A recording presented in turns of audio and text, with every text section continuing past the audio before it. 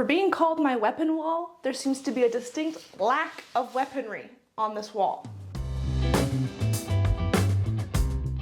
Let me paint you a picture. I'm sitting, scrolling through YouTube one night when I get served a video by Bobby Duke Arts that says anyone can carve a dagger out of a piece of wood using only an X-Acto knife. And I thought to myself, hey, I'm anyone. And so that's exactly what we're gonna try today. I have scrap wood from the trim in the rest of this room, and I own an X-Acto knife. So with these ingredients, let's see if we can make a friend to go on this wall. Okay, let's get into it. Step one is to make some center lines on this. My wood is exactly 1.5 inches. That means all I need to do is 3/4 of an inch for on both sides. So, lining this up and drawing a line. Looks pretty good, I think. It's a little off. How is it a little off? This is supposed to be the easy step to like warm up into this, Karen. Come on. Lock in.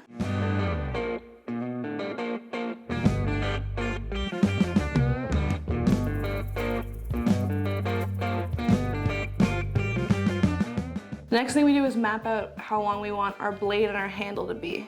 And I mean, you map out where you want the blade to be, or the handle to, you map out where you want the handle to be, and the blade is just the rest of the wood block. So what I'm thinking is 4 inches for the handle.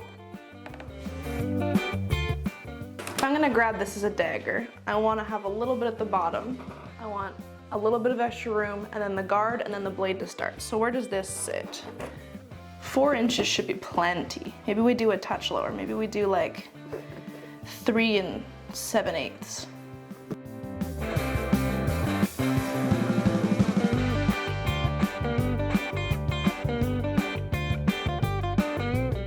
Are you starting to see the vision of the dagger? You have the handle, you have the guard, and you have the blade. This project feels ridiculous. Who gave me the ability to do this? Nobody. Next, I measure out the base thickness of this blade so we can start whittling away at it, I guess. This is whittling. Hey Google, what is the definition of whittling? Carve wood into an object by repeatedly cutting small slices from it. So we are in fact whittling. We can whittle away at this.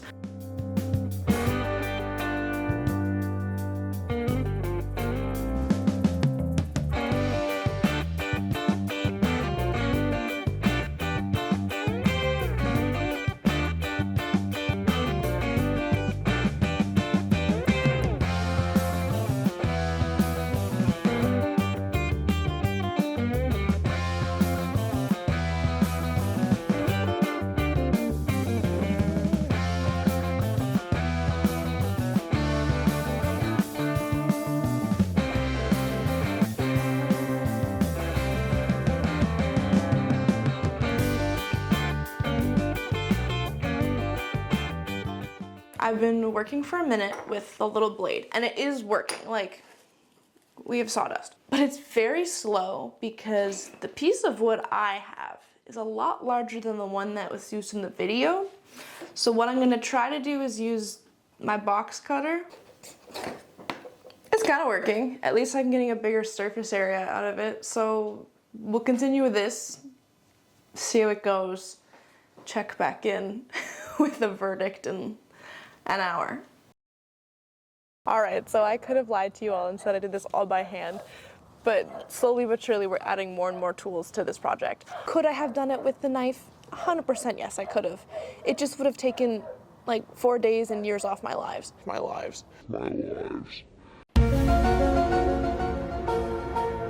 Instead, we're gonna use the sander to take a bunch of the extra material off.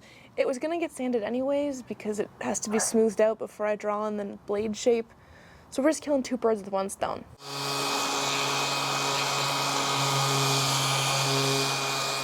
Okay, so it's the next day, and I spent some of this morning working on the dagger a little bit more. I was watching some tutorials last night on how to whittle, and one of the tips I saw was that you should actually just enjoy the process of it.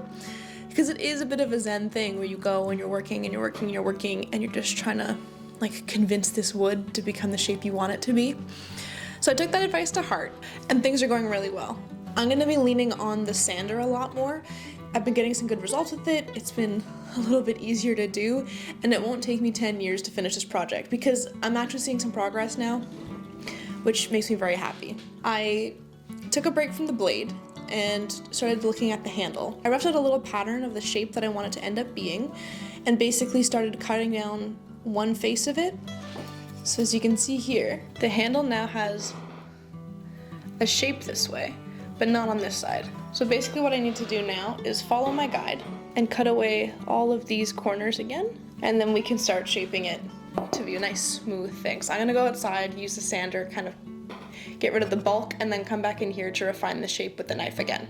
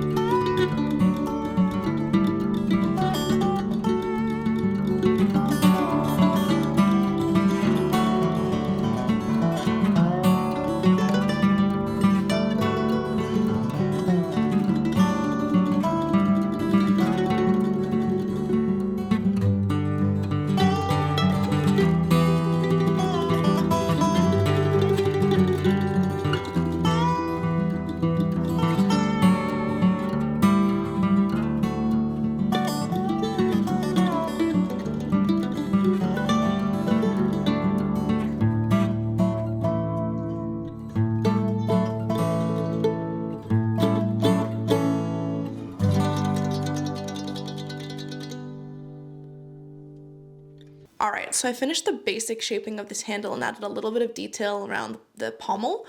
So the next big step is to work on the shape of the blade. So what I'm going to do for that is make a little template out of paper, kind of like I did for the handle, and we're going to stick that onto the flat rectangular part of this and just continue carving out more and more wood. Hope you're enjoying all of this wood carving.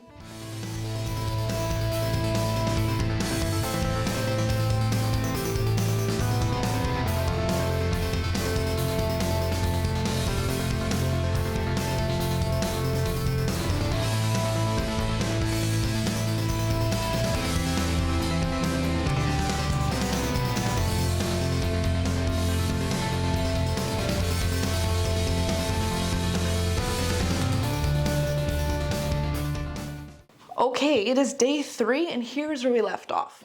I finished shaping the edge of the blade and it's not quite what I had for the template. The template I had drawn out was way more pointy and sharp looking, but as I was going and sanding all of the edges, I realized I actually really liked the slightly larger shape of this edge profile. It was a really nice sort of balance to the slightly thicker handle, to have a little more mass on the blade, so I'm actually gonna leave it like this. And now, we're getting to the home stretch. The next sort of step I have is to thin out the edges of this blade so it becomes a little less like a children's sword and more like maybe a real weapon. I'm just gonna start working on sanding down these edges to become nice and sharp. To hopefully get a nice straight edge, I'm gonna use basically a sanding block, which is a stick of wood, and a piece of sandpaper, and we're just gonna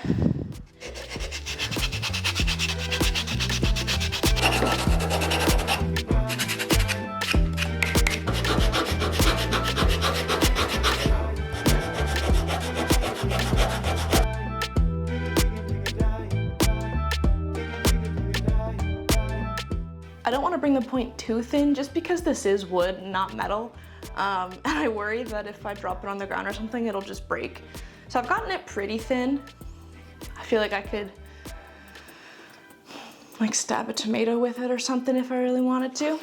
The next thing I want to do is add a little bit of detailing on the blade. I'm going to go ahead and carve that along these 2 lines and then down the center, probably to like here-ish, just for a little fun detail.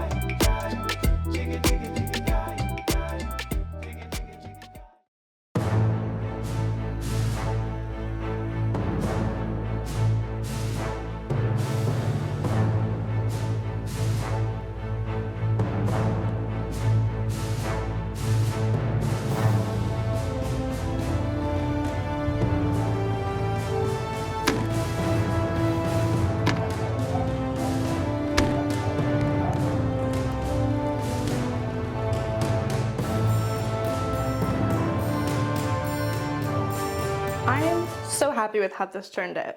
It may be a lot more simple than my initial designs and what I thought it would end up looking like, and we also may have used more than one tool for this project, but in the end, the outcome is so good. I'm so happy with this. I made this with my own 2 hands. We also got to learn a new skill. I've never done wood carving by hand before, so that was really fun to try out. Would I do it again anytime soon? Maybe. If I'm going to, I'll probably invest in some tools for it. I think if you were a skilled woodworker, you could definitely do this with the X-Acto knife. I just am completely unskilled. So it was a lot more challenging to do it with just the X-Acto knife. I also picked a piece of wood that was way too big. If I did this again, I would use a much smaller piece of wood and things would go a lot easier. But in the end, this is so cool. I'm so excited that I have a weapon that I made that I can put on this wall. If you enjoyed watching this project, make sure you give this video a like and let me know in the comments below what other weapons you'd like to see me try making with unconventional tools or materials. I'm also on a journey to try to get 100 subscribers, so if you enjoyed this content and would like to see more fantasy-inspired DIYs, make sure you hit that subscribe button. And with that, I'll see you guys next week.